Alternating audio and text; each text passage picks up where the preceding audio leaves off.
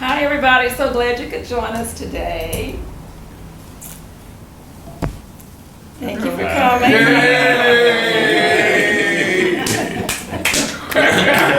Kind of prime us up, huh? My name is Karen Coffey, and I'm the Vice President of Jefferson Street Sound Museum. And so I just want to extend a warm welcome to everybody today. And of course, these two gentlemen really don't need an introduction. To my immediate left is Lorenzo Washington, the founder and curator of Jefferson Street. And to his left is Thomas Cain, extraordinary musician, songwriter, music producer, plays the piano, the organ, the trumpet. What can I say? Whoa. All the way from historic Jefferson Street to Jefferson Street. executive at BMI. Thomas Cain, thank you for joining us.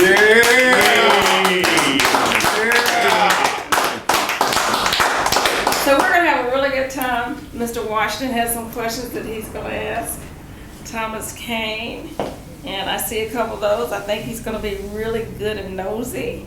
And then after Thomas answers those questions, and we can open up the audience for questions as well. So you ready, Mr. Washington? I'm ready. Okay, y'all, hold on to your seats.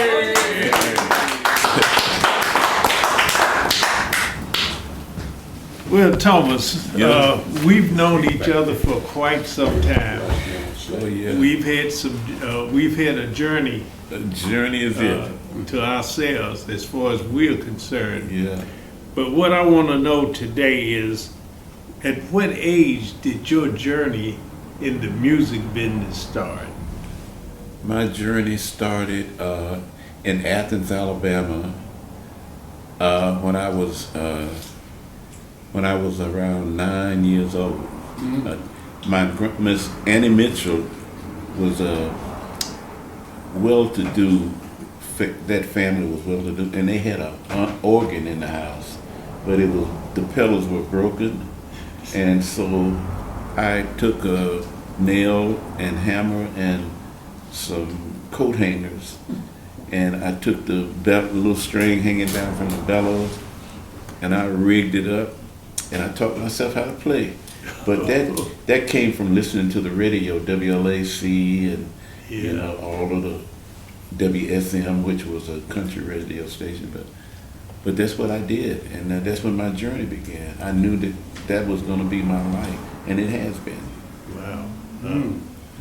And me knowing you as I do, and knowing that you did country music as well as R&B and gospel and pop. You did some of all of it, but we really was surprised when you started doing country music.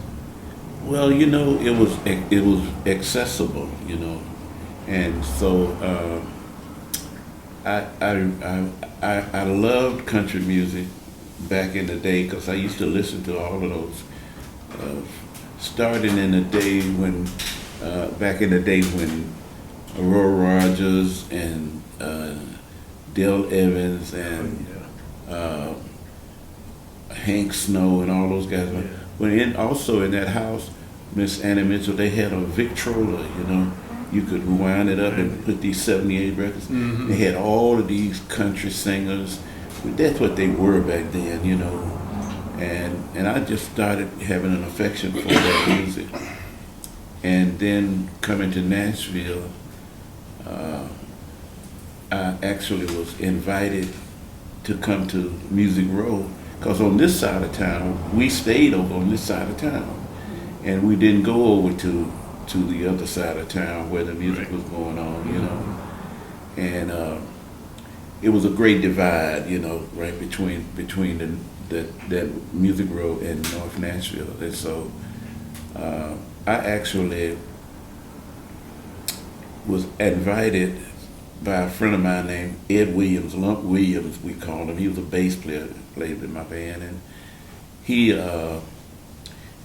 said that Arthur Alexander, who wrote a lot of big songs back in the day, said he was looking for a piano player, and we were all a bunch of guys at TSU in a huddle, like talking and carrying on, shooting the breeze.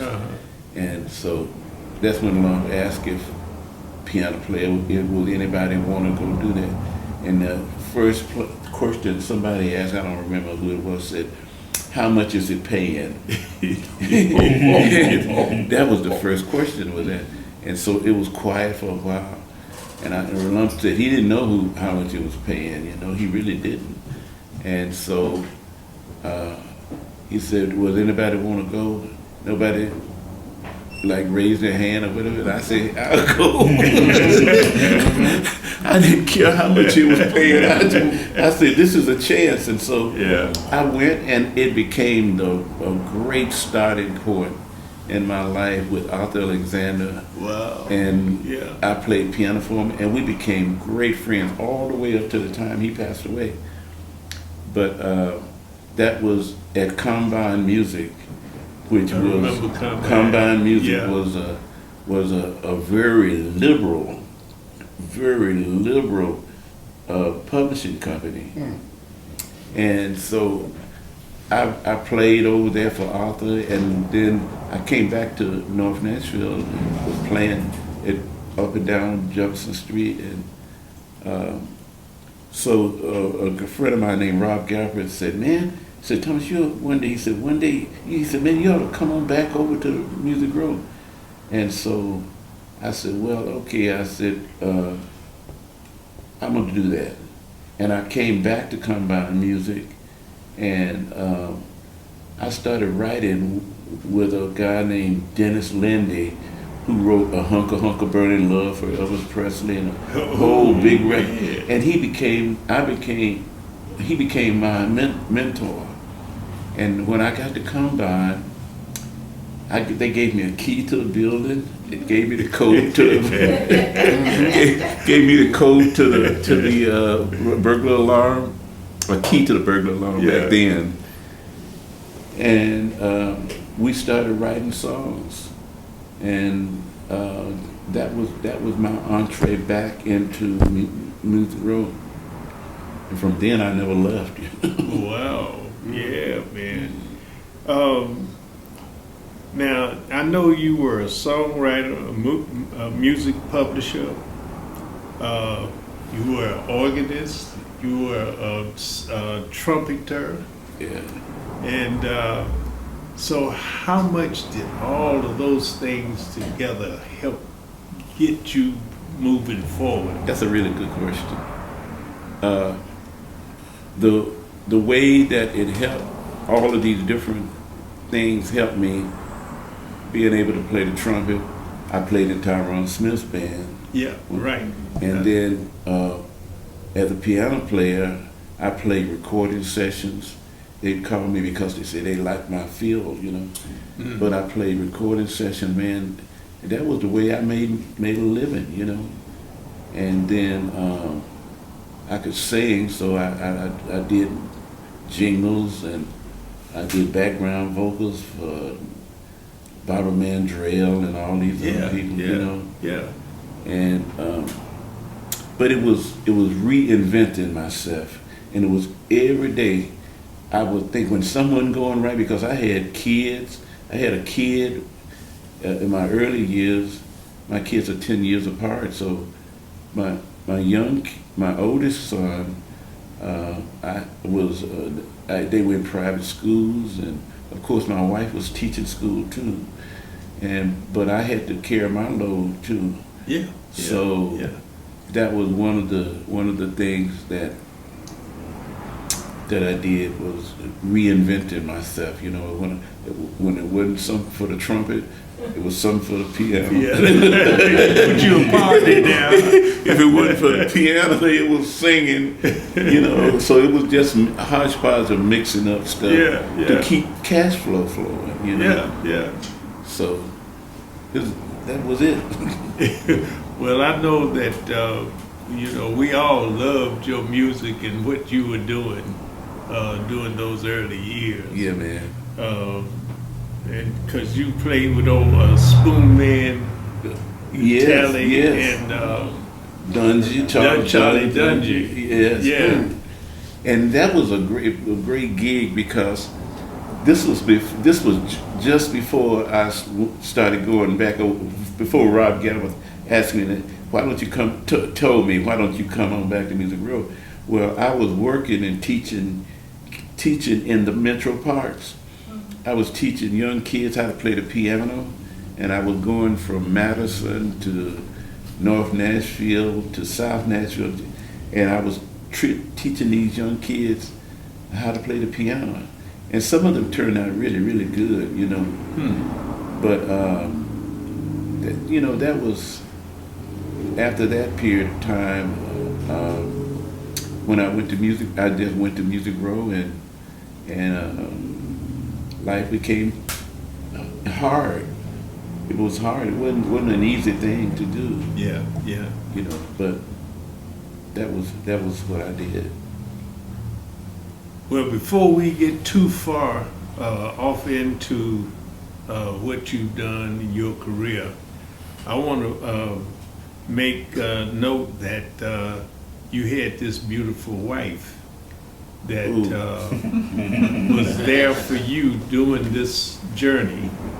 Man, that was one of the best things that happened to me. Let me tell you this story. I was going with a girl down in Alabama, and I thought I was in love and all that kind of stuff.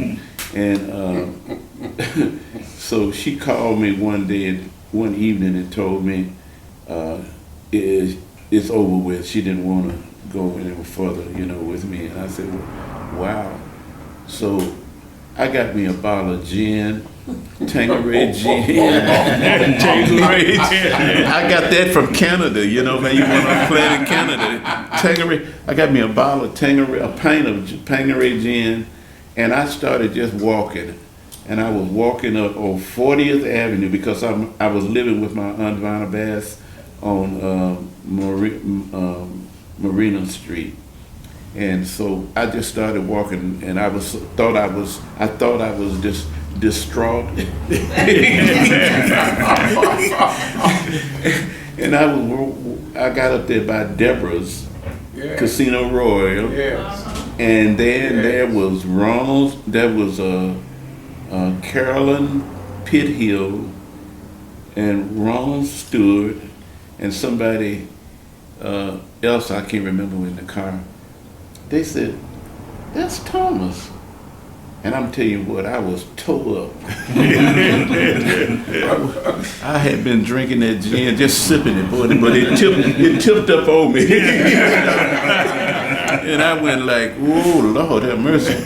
But they told me, said, "Thomas, what you doing? What's wrong with you?" They pulled over to the side, and I said, "Man, a girl that I used to love was put me down." And so they said, "Get in the car." So I got in the car with them, and they said, "Man, I got somebody you need to meet." I said, "What?" He said, "I got somebody." They said, "We got somebody you need to meet." And let me tell you, we were playing out at the Top Hat Cafe in South Nashville. Yeah. Where you could play music up front, and then in the back, they had all breakfast food, and we would play at 3 o'clock in the morning. Yeah, you know? yeah. And so I met my wife, Phyllis, who is right there. And we've been together, we've been married 54 years. I thought that I was in love, you know, before. Not until she came along. And when she came along, it was a totally different thing. You know, love to me, it's an affection in your heart and in your mind and then in your soul. But also, you got to have somebody who looks out for you, who love you, but realize that you need help. Yeah. You need help. Yeah. And so my wife has been a a wonderful companion. I mean, boy, she tells it like it is. There is no if, and, or buts. Yeah. You know, she just tells it like it is, and I like that. I like that when you messed up or you're doing something you're not supposed to be No matter. doing. She tells you what it is, like it is. And so, but we've been together, and I really do love her. She's just a darling person in my life. Yeah. And we bump it, right? Don't we all? We bump heads there once in a while, but it's usually because it's something that I did. It's not something that she did. It's something that I did, and she called me on it. But I'm just thrilled to have somebody like Phyllis in my life. You know. Yeah. You know. Yeah, what a I've wonderful known person. Phyllis for 50-something years, and you. Yeah. You know, and you two have been my friend. Yeah, man. And I can dearly call Phyllis and you friends, man. you know. So I've had that kind of relationship with you guys, and have known you. We never had a bad word. Never. And that's what friends are for. You know. Their friends are for people who actually love you and people who care about you. That's what friends are not somebody who's gonna put some bad news out on the street about you. If you had a hard time with something, they put it out on the street to bring you down. But friends are the ones that lift you up, man. And that's what we've been like that. Every day, it's lifting each other up. Wonderful. Well, to continue on, and you've had one heck of a life, Thomas. I really have. Thank God. Yes, you Thank have. the Lord. And but when did you start with, and how did you get hooked up with BMI? Well, that's a really good question. At Combine Music, there was a mailbox, a drop box right in front of the building. Yeah. And I'd get there because I dropped my sons off at school, and then I'd go right to the office. And at that time, I had started a publishing company, and I had signed a guy named John Scott Sherrill as a writer to my company. And we had #1 records and everything. But I would write letters to whomever I could think I needed to write something to, and I would keep stamps, and I would put my stamp on it, and I'd walk down to my office was upstairs on the top floor, and I'd walk down to the mailbox every morning, not every morning, but frequently, I should say, and I'd put my letters in the drop box. Well, lo and behold, Frances Preston, she wasn't the president of BMI. She just ran the national office, but she would come through there every morning. And one thing that I did while I was on Music Row is I always tried to dress. I always tried to dress good, and so I never will forget that I had a kind of orange, pink looking sweater, and I had some black pants on, and I was went down to the mailbox, and she and her husband, who owned Preston Lincoln Mercury, he would drop her off at work, and I would always wave at them. And so she had a guy named Del Bryant, whose parents wrote Wake Up Little Susie, all those big hits for the Everly Brothers. Yeah. And so one day she told Del to take me to lunch. And so we went to Causey's Barbecue out on Nolensville Road. And we were talking and stuff, and I wondered why in the world would he want to go to lunch with me, Yeah. And so I went back to my office, and he said to me, Thomas, Frances wants to talk to you. So I was back in my office. I went down to BMI.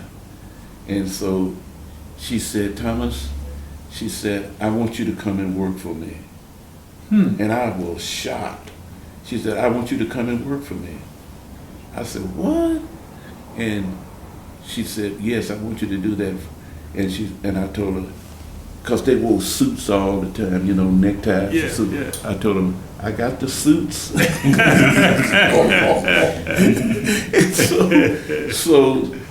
And that was in 1984.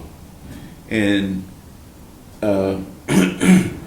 it was just a short time after I met with her. I was in there at BMI and had my office in there and everything. And I was like, God, I can't believe this. Wow. Because this was one of the premier performing rights organization in the world. Yeah, in the world. And I said, dog, I'm getting a chance. Now, I had read Sidney Shimo's book on the music industry. And I read that thing over and took notes and wrote on those yellow pads, you know. And so I knew a lot of stuff from just reading about the music publishing business, about the music industry, period. But there was a side that I didn't understand, and that was how the performing rights organization worked. And basically, in a nutshell, what a performing rights organization is, they sign songwriters and music publishers and to represent them at public performances like radio, television, nightclubs and so forth, and bars and stuff. And so I learned how that part of the music business worked, because they make, right now I think that BMI probably is making about $1 billion and something a year. And so I learned how the radio stations are paid, how they're licensed. I learned how the bars and clubs are licensed. I learned how the whatever, you know, all about the songwriter and somebody to represent them to get royalties for them. So that was like an incredible learning experience. Yeah. And the way that it happened is that I had no clue. You know, when I walked in there, a guy named Phil Graham came and put a book that was this thick on my desk, and it had all of the ins and outs about performing rights organization. And I would stay over there late in the evening and just reading. And but I got a chance. Then we had to go out and sign songwriters to BMI to represent their catalogs and music publishers as well. Yeah. And so, man, that was a journey. I'd go to nightclubs at night. I'd go to music publishing companies, and there was the guy who is on the American Idol. What's his name? But anyway, I signed him to BMI. I mean, he became a big star. Well, a whole lot of artists and stuff was gospel singers. A lot of people who were into Southern gospel music, which were basically white kids or white people singing gospel music. Well, I had to meet all of these people, and I'd go to Louisville to their conventions, and I'd go to Miami to conventions, to Jack the Rapper in Atlanta, go to Minneapolis to whatever, you know. Wow. Yeah. So I was all over the place, man. And what was so great about BMI is that they gave us an unlimited credit card.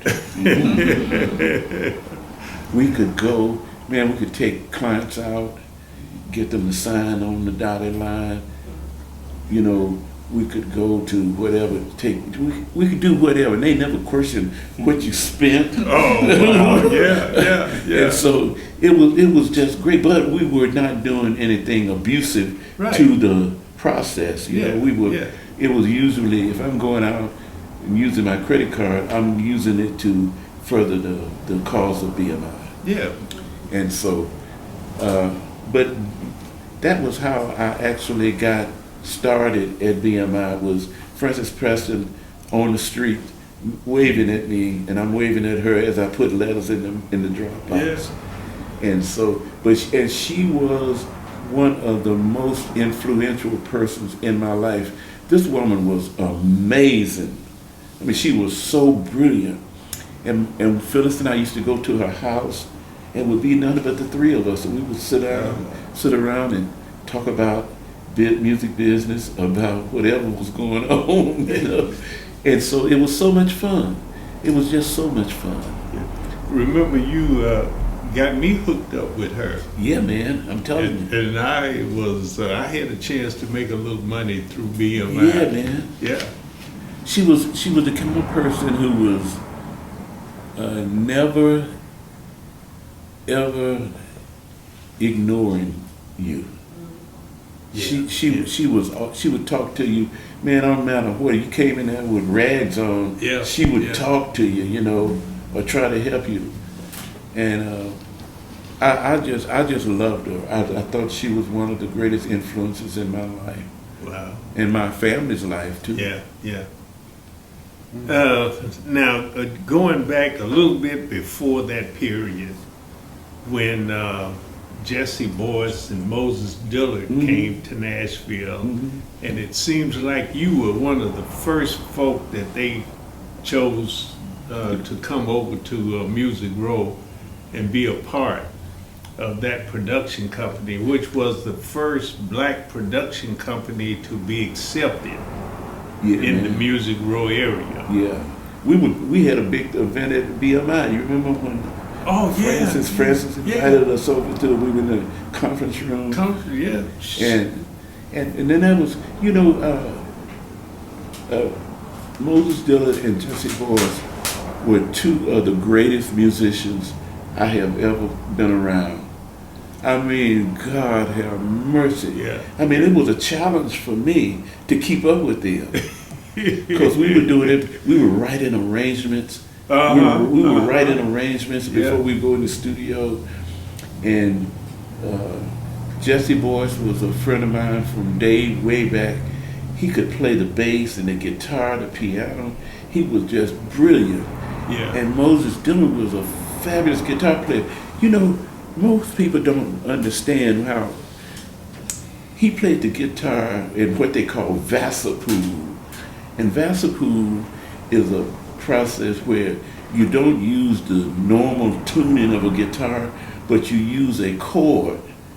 You just, you know, like a C major chord or whatever. That's how he played. And it was amazing, man, because he wrote books on on how to play in vasapool. And this guy could play like he was, but you know, like I'm playing a D minor 7 or going to a G9 or whatever, you know. He played that just like I was playing it on the piano in vasapool. I mean, that was extremely difficult to do. Yeah, yeah. You know. And it was normal to him. It was normal. It was like normal. And I was amazed at him. And I always asked him, man, how in the world do you do that? How in the world do you know that a D minor 7 is, and you playing in a tune to a C chord, a major chord? It was mind-boggling, you know. But that was a great experience, man, because the music we had to learn and play, the rhythms, all those rhythm charts we wrote out, they were written, man, you know, like da da da da da da da da da da. You had to write that rhythm pattern out. Right. And those cats could read that music just like that. Yeah. And I was fortunate because I had studied music at Tennessee State, and Jesse was, man, I don't understand it. It was like way beyond understanding how great and how brilliant their thinking was to be able to look at that music and read it and just turn out such great arrangements, you know. Mm-hmm. And then we go in the studio and man, it was like Lay it down. Yeah. we lay it down, Yeah. man. But it was, you know, Dwayne Riley was playing drums. Yeah. It was only 4 pieces, you know. It was guitar, bass, drums, and piano. Right. And then everything else was stacked on top of it. Right. But man, we were like playing that music, man.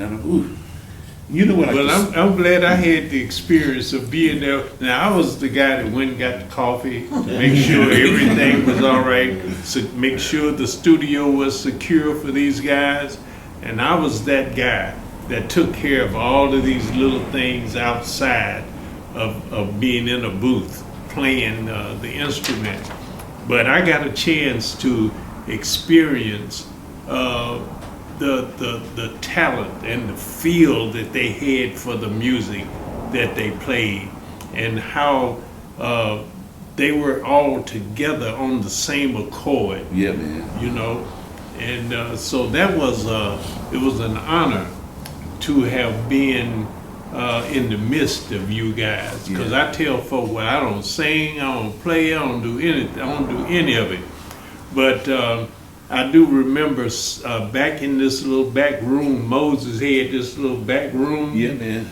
And he would write music back there in that little back room. He had all his books on the shelves. And I would sit back there with him while he's writing, and he'd be writing, and I'd be bobbing my head with him, you know, just sitting there enjoying the music, and all of a sudden he hit a note that's not right, and then I stopped moving.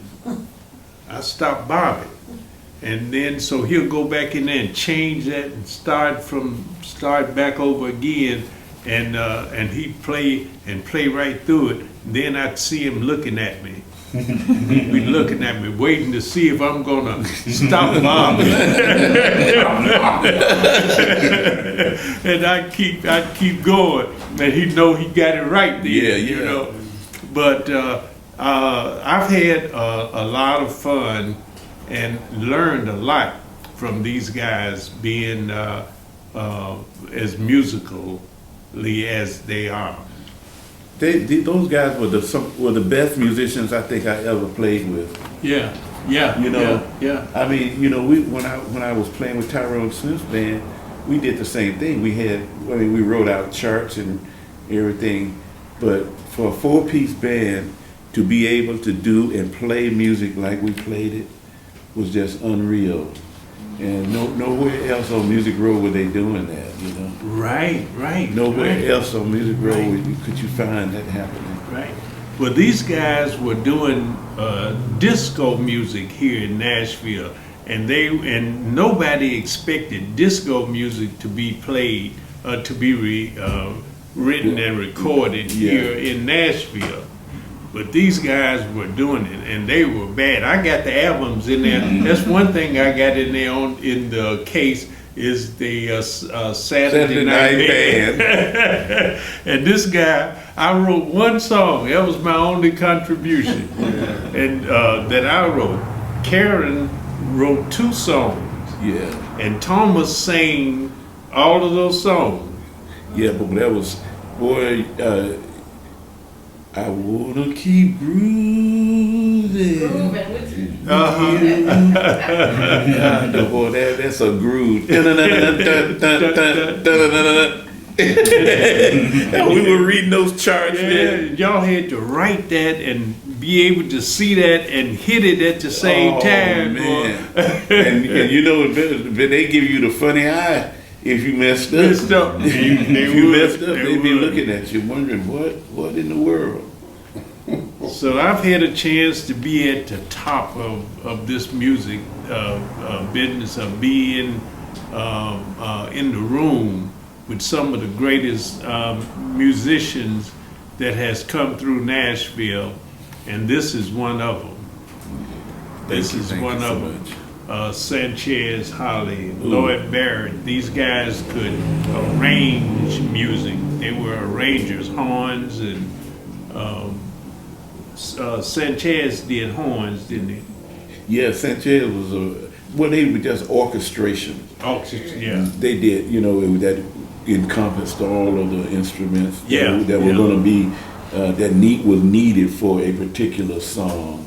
Yeah. And yeah. but Lord Barry was a arranger, Sanchez was a arranger and a producer. So it was just a real hodgepodge of different people doing different things. Things, yeah.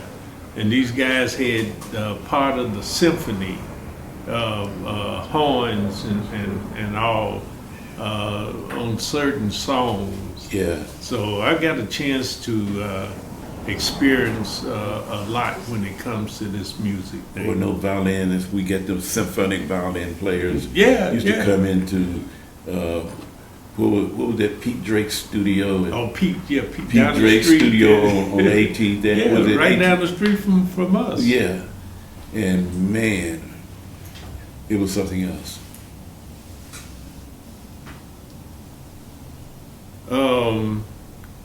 I think I put a question in front of one, but I wanted to ask you, how did you meet Jesse and Moses? Well, I had never met Moses before, but Jesse and I were great friends long before. Already, yeah. And because Jesse and Moses grew up in the same hometown of Greenville, South Carolina, and they were close, and so Jesse wanted me to be a part of it, and he asked me if I would come, and at that time I was actually looking for something new, a new adventure, and this was a new adventure in my life. Yeah, yeah. But it was through Jesse Boyce that I actually met Moses. Wow. Yeah. Yeah. Well, so we're getting close to the end. This has been a great interview and Yeah. talk and conversation Yeah. with you, Thomas. But I got another question here.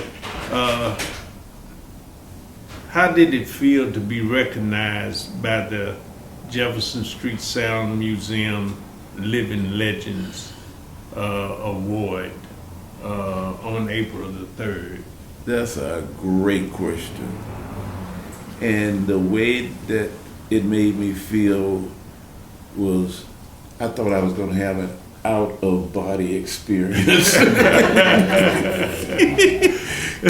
Because I've been, in the course of my life in the music business, I've been to more events, BMI's dinners, and out of town in Las Vegas to the I forgot what that was called, to the Trailblazers luncheon in Atlanta, and all of this stuff all over the country.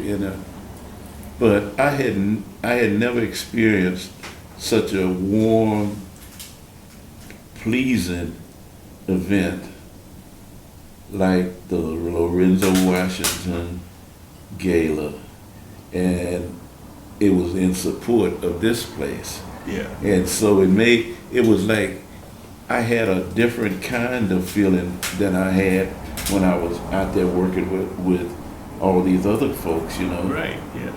This was like a real personal kind of, it was all personal. Because I knew you, I knew Karen, and I met a lot of people at the event that were people I had known from years gone by, But it was one of the most intriguing events that I have been a part of, and to be honored by you and Karen and the organization of Jefferson Street Museum, made me feel really, really, really good. And I put the plaque you gave me, I put it on a file cabinet in my office, so when people come in and my physical therapist come in, they have to look at that and say, oh. a living legend award. And I've had my nurse who comes to my house to help me, and my physical therapist, my occupational therapist, come to. They all look over and say, "Oh." Yeah. But that was a great event, and I will be back. All right. I will be there next year if the Lord willing and let me live. I will be there. All right. Yeah, and don't y'all stop doing it. Just whatever you have to do, keep that going, because what you have done here, Lorenzo, is far beyond the imagination of most people. They never would have thought that you would go get that piano piece that somebody was getting ready to throw in the dump, Yeah. But you got it and brought it to the museum. Yeah. And then all of the photographs and pictures and so forth of people that made a contribution to this area. Right. To this area. This community. Yeah. And I remember, I often think about the places I played on Jefferson Street was like the Oasis Club down the street, and the one place that I remember so vividly is there used to be a place called Dante's right across the street. Oh yeah. I don't know if anybody remember that. Dante's. I remember. But Dante was right there where I think it was probably where they built that Jefferson Street that building. That mall up there. Yeah, little mall. Strip mall. Yeah. And man, I played there, and the sun was coming up. We played there on a Saturday. We played there on a Saturday night, and it was Sunday morning when we left. Yeah.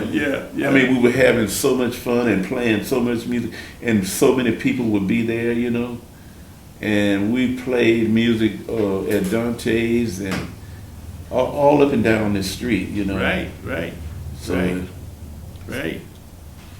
Well, it's been a real honor and a pleasure sitting here with you, Thomas. Yeah. The pleasure. Yes, sir. Yeah. Thank you. Thank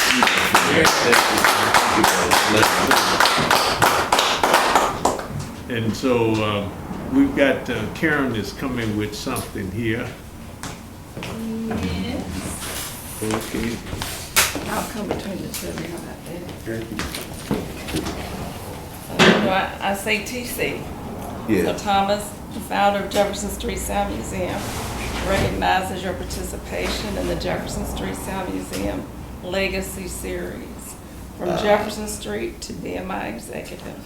Wow. The certificate of appreciation is presented to Thomas Cain, May 10th, Wow. 2025. Thank you so much. Thank you so much. I'm gonna put this in a place where people will go. I'm gonna put this so they can come out and see it. And see it. Oh wow! Thank you so much. Absolutely. And we thank everybody for coming, for joining us. Yes. And the purpose of the Legacy Series is so we can capture the essence and the authentic nature of all of our living legends here on historic Jefferson Street. And so it just benefits us because it's now part of our library. So Yeah. years from now, when I'm long gone, everybody can say, "Oh, that's Lorenzo Washington Thomas." Maybe they'll say, "Ooh."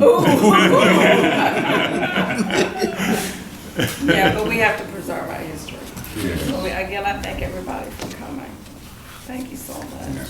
Thank y'all so much too. There's still some more refreshments.